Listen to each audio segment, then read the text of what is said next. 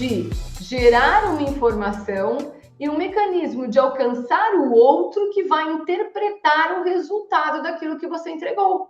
E a responsabilidade pela interpretação desse resultado é sua e não do outro. Então, eu preciso ter certeza, eu preciso garantir que o que o outro está ouvindo está sendo de fato aquilo que eu estou desejando comunicar. E o que eu preciso entender? Que quando essa comunicação ela chega do outro lado, ela se depara com dois mecanismos da mente. Um mecanismo que é o mecanismo consciente.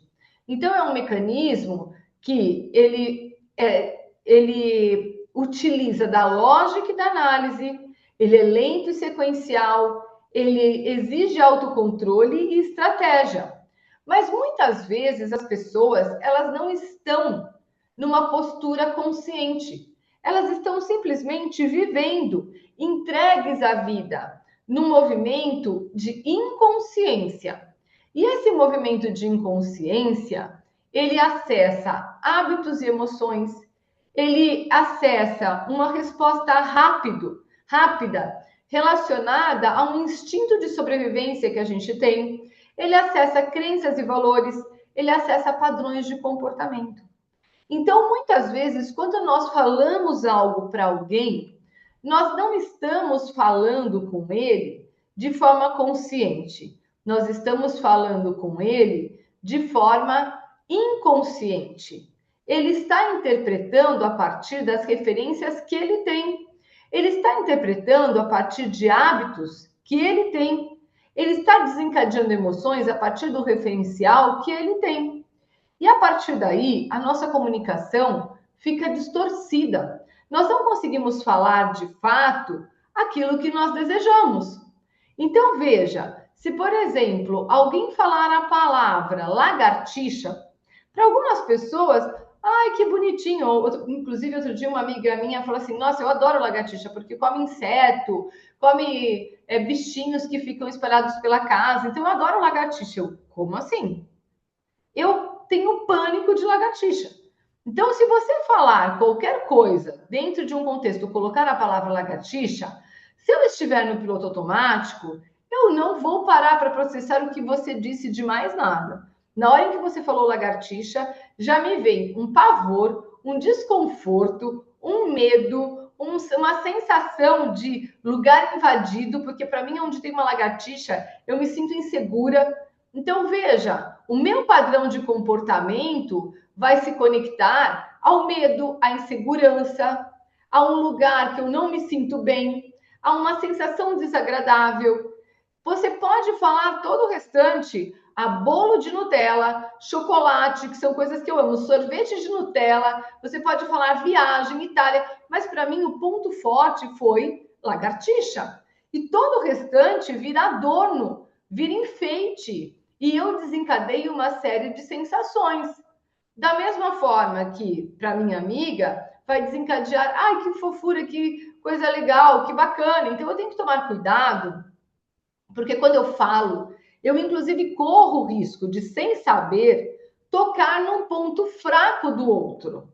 Tocar num ponto que desencadeia diversos gatilhos de adrenalina, de urgência, de desconforto, de estado de fuga.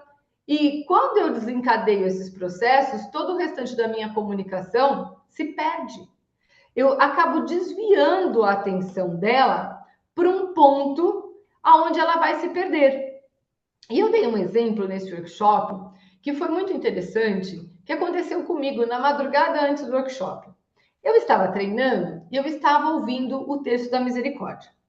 E aí eu estava ouvindo o texto da misericórdia, contando quantas repetições eu fazia de musculação nos aparelhos com os pesos.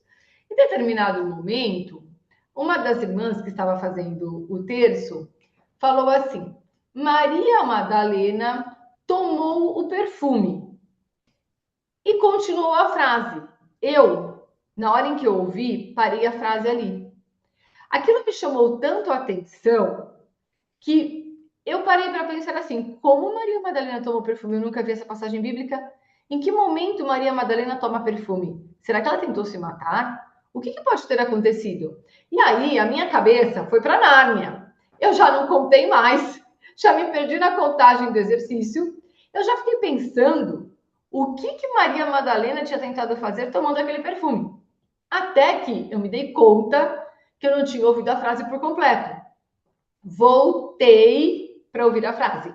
Voltei o vídeo, porque eu tinha perdido aquela parte. Eu já tinha, perdido, ela já tinha passado pelo restante da frase e eu já estava ali conjecturando uma série de coisas, me lembrando de quando a minha prima era pequena, que minha avó não podia deixar detergente, não podia deixar desinfetante, nada aberto perto dela, porque ela ia lá e ela queria tomar tudo. Ela queria experimentar tudo. Então, olha para onde eu já tinha ido.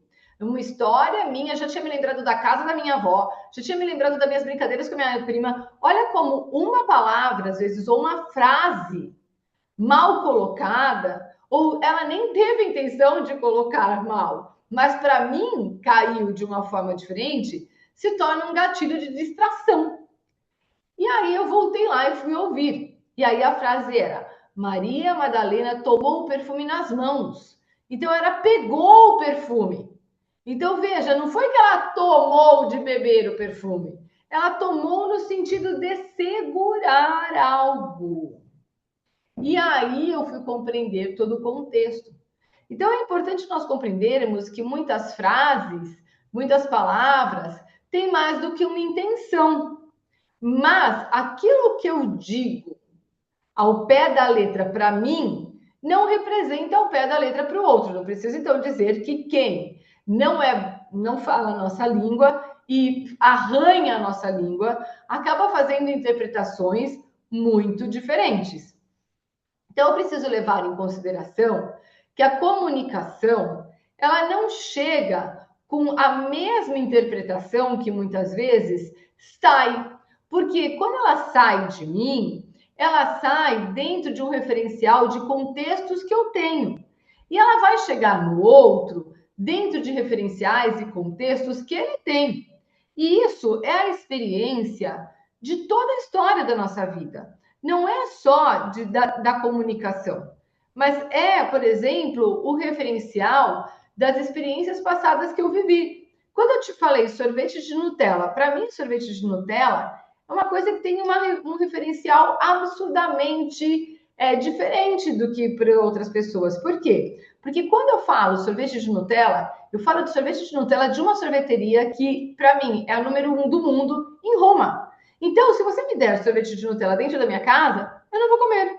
Mas se você me disser sorvete de Nutella, eu não vou pensar no pote de Nutella e no sorvete de Nutella que pode ter dentro da minha casa, mas eu vou pensar na experiência de cada vez que eu vou a Roma, que é o lugar do mundo que eu mais amo. Então, está dentro de mim uma série de gatilhos que vai muito além de um pote de sorvete de Nutella. Da mesma forma, se você falar bolo de nozes, quando você fala bolo de nozes, para mim, já vem uma imagem completamente diferente do que simplesmente um bolo. Da geladeira da minha mãe, que é sempre recheada de sobremesas, e que minha mãe faz um bolo de nozes, que para mim tem um sabor ímpar. Por quê? Porque tem o sabor da minha história, da minha infância, de quando eu ajudava ela a fazer os bolos, tem o sabor da minha mãe preparando esse bolo, tem o sabor da minha mãe preparando tudo para esperar a gente chegar na casa dela para passar o final de semana. Então, veja, não é o bolo em si, mas é a experiência que o bolo gera para mim. É importante nós entendermos isso, porque quando nós entendemos isso, nós precisamos levar em consideração o seguinte também. Se eu entendo que o outro faz essa leitura e você me conhece, se você vier oferecer alguma coisa para mim e você disser assim, Kátia, eu quero te oferecer um creme para passar no cabelo que vai te gerar uma sensação tão única e ímpar como sorvete de Nutella. Cara, você tem uma chance absurda de me proporcionar de uma experiência gigante em um segundo e me convencer a comprar o creme. Por quê? Porque eu vou fazer uma associação super positiva. Se você disser, Kátia, eu tenho um sapato para te oferecer que vai gerar para você a mesma sensação de estar caminhando pelas ruas de Roma. Eu quero comprar o sapato na hora. Por quê? Porque a referência que eu tenho é muito significativa. Então, adequar a nossa linguagem à pessoa com a qual nós estamos falando é muito importante. Se eu for falar com o meu sobrinho e eu quiser falar para ele que eu acho uma coisa muito legal, eu vou falar, Felipe, eu acho uma coisa muito bacana como as cartas de Pokémon. Por quê? Porque eu sei que ele ama cartas de Pokémon. Então eu sei que para ele, quando eu disser isso, eu já estou trazendo um referencial de algo que é muito significativo.